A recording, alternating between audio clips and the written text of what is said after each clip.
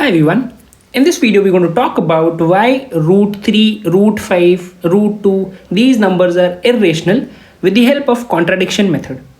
But before we directly jump onto that, let's get familiar with another topic which is going to help us.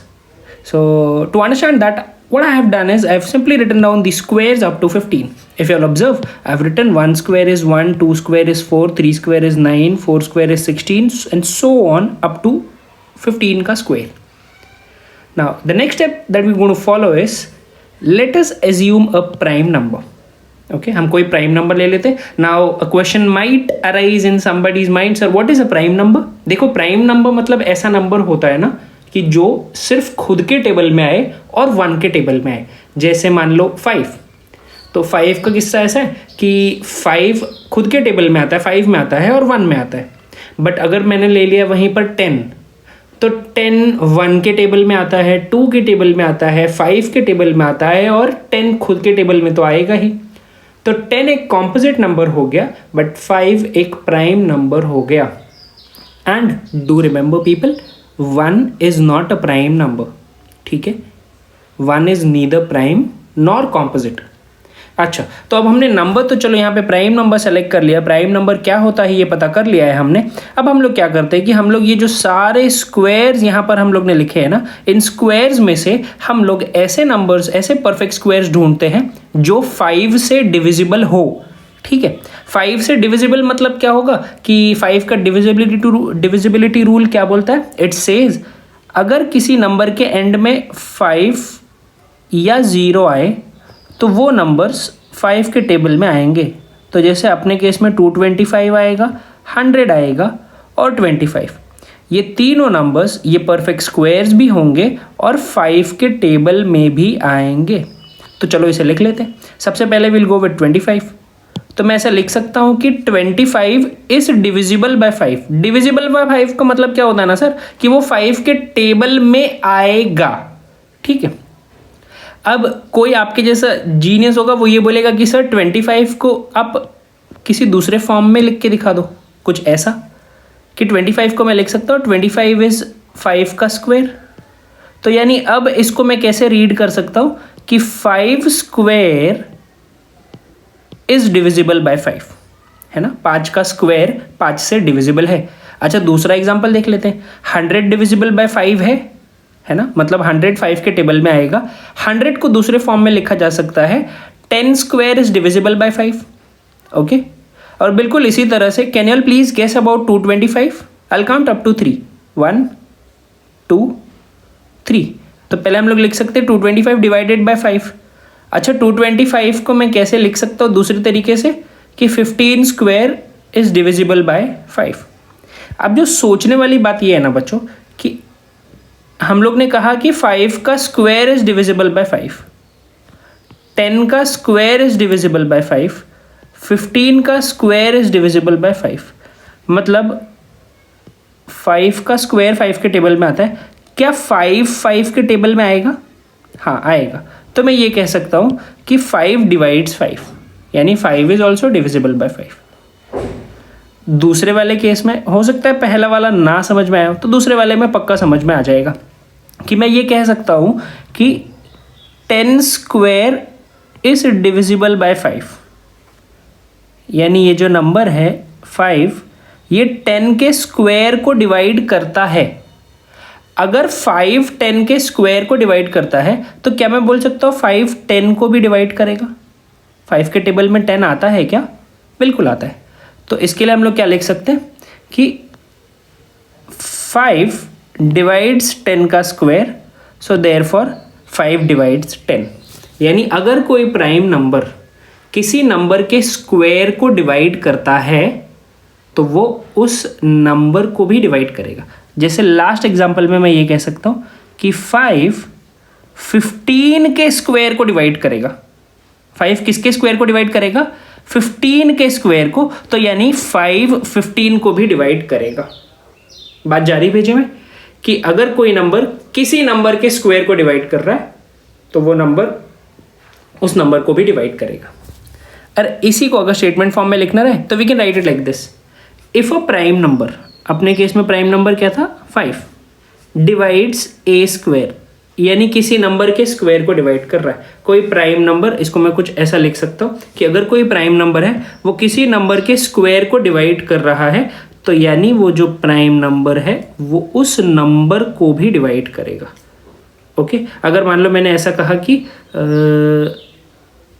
9 square is divisible bye 3, तो इसको मैं बोल सकता हूँ कि 3 9 के स्क्वायर को डिवाइड करता है, तो यानी 3 9 को भी डिवाइड करेगा। ओके, या इसे अपनी भाषा में अगर लिखना रहे तो if p divides a square, यानी p कोई प्राइम नंबर है, अगर कोई प्राइम नंबर a के स्क्वायर को डिवाइड कर रहा है, तो यानी वही प्राइम नंबर a को भी डिवाइड करेगा। ओके, अच्छा, just to check if you have actually understood this or not, please in the chat box or in the comment section मुझे ये जरूर लिख के बता देना कि क्या आप कोई एग्जांपल ऐसा बता सकते हो 2 से रिलेटेड कि 2 किसी परफेक्ट स्क्वायर को डिवाइड कर रहा है या किसी नंबर के स्क्वायर को डिवाइड कर रहा है, तो आगे वाले स्टेप में मैं क्या लिख सकता हूँ। Okay, now let's have a look at the contradiction method. Here we have the question in front of us, prove that √3 is an irrational number. अच्छा, हम जिस मेथड का यहाँ पर इस्तेमाल करने वाले हैं उस मेथड का नाम है कॉन्ट्राडिक्शन मेथड। अगर हम डिक्शनरी में कॉन्ट्ररी वर्ड का मतलब ढूंढें तो it means that opposite of something. तो हम कॉन्ट्राडिक्शन मेथड में बिल्कुल ऑपोजिट से ही शुरुआत करेंगे। हमको यहाँ पे प्रूफ क्या करना है कि √3 एक इर्रेशनल नंबर है, बट हम इसके बिल्कुल ऑपोजिट से शुरू करेंगे कि let us assume to the contrary that √3 is a rational number। हमको प्रूव इर्रेशनल करना है, बट हम ऑपोजिट से शुरुआत करेंगे कि चलो मान लो कि √3 एक रेशनल नंबर है। अच्छा, हमको एक रेशनल नंबर की प्रॉपर्टी पता है कि अगर कोई नंबर रेशनल नंबर होता है तो उसको we can express in the form of p/q, याद है। अब मान लो मैं √3 को p/q के फॉर्म में लिख भी देता हूँ, तो हो सकता है ये p/q किसी टेबल में कटे, कैंसल आउट करूँ मैं, तो कैंसल आउट करने के बाद मान लो सिंपलेस्ट फॉर्म आया a/b। सिंपलेस्ट फॉर्म का मतलब क्या होगा? सिंपलेस्ट फॉर्म का ये मतलब होता है कि अब a और b किसी दूसरे नंबर के टेबल में नहीं आएंगे, मतलब a और b का कोई कॉमन फैक्टर नहीं होगा। अब कोई ऐसा नंबर नहीं है जिस नंबर के टेबल में a और b दोनों आ जाए। सो चलो शुरुआत करते, इसी बात को आगे बढ़ाते। हम लोग ने क्या कहा कि √3 इज़ अ रेशनल नंबर, तो √3 को हम लोग एक्सप्रेस कर सकते हैं a/b के फॉर्म में, जहाँ पर a और b को प्राइम होगा और b हमने कसम खाई थी कि कभी भी डिनोमिनेटर में 0 नहीं आना चाहिए, तो b will never be equal to 0। So हमने ये कहा कि a और b को प्राइम है। को प्राइम का मतलब होता है कि a और b एकदम सिंपलेस्ट फॉर्म्स में है और ऐसा कोई नंबर नहीं है कि जिस नंबर के टेबल में a और b आ जाएं दोनों। ओके, अब इसके बाद हम क्या करते हैं कि हम शुरू करते हैं कुछ यहाँ से कि let √3 be equal to a/b। Square root को दूसरी तरफ भेजूँ तो वो बन जाएगा एक स्क्वायर और मेरा ये स्टेप दिखेगा कुछ ऐसा, a/b का whole square. Now what happens after this? Root तो हट गया है, so I will simply erase this root. Now in the next step I will write 3 is equals to a² upon b²। Now in the next step I'll simply shift this b² to the other side, तो ये कुछ ऐसा दिखेगा 3b² is equals to a²। और मैं अब क्या करूँगा, मैं b² जहाँ पर है वहीं पर रखूँगा और वो जो 3 मल्टीप्लाई कर रहा था ना उसको दूसरी तरफ भेजूँगा अगर, तो वो ऐसा लगेगा कि डिवाइड करने चला गया। But wait a minute, do you all remember this thing? क्या मैं इसको, ये जो स्टेप मैं जहाँ पर पहुँचा हूँ, क्या मैं इसको ऐसा बोल सकता हूँ कि this is nothing but I can say कि 3 डिवाइड्स a का स्क्वायर। और हमने अभी थोड़ी देर पहले देखा था इफ़ 3 डिवाइड्स a का square so 3 will also divide a। तो मैं ऐसा लिख सकता हूँ कि since 3 divides a², 3 will also divide a। Okay, I hope you understood this. अब मैं क्या लिख सकता हूँ कि अगर a को 3 डिवाइड कर रहा है तो उसको कुछ ऐसे लिखा जा सकता है कि a को 3 डिवाइड कर रहा है, और डिवाइड कर रहा है मतलब कुछ तो आंसर देगा मेरे को, तो मान लो वो आंसर है C। ओके, इस 3 को दूसरी तरफ अगर मैं फेंकूं तो डिवाइड होने वाली चीज़ दूसरी तरफ जाके बन जाएगी मल्टीप्लाई। तो यानी अब मेरे पास आ गया है a is equals to 3c।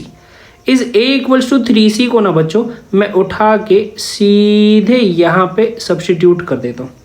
यहाँ पे सब्स्टिट्यूट करूँगा मैं तो क्या दिखेगा, 3b² पहले से था इज इक्वल्स टू a² था, a की जगह पे हमने कहा कि we'll substitute 3c, so this becomes 3c का स्क्वायर।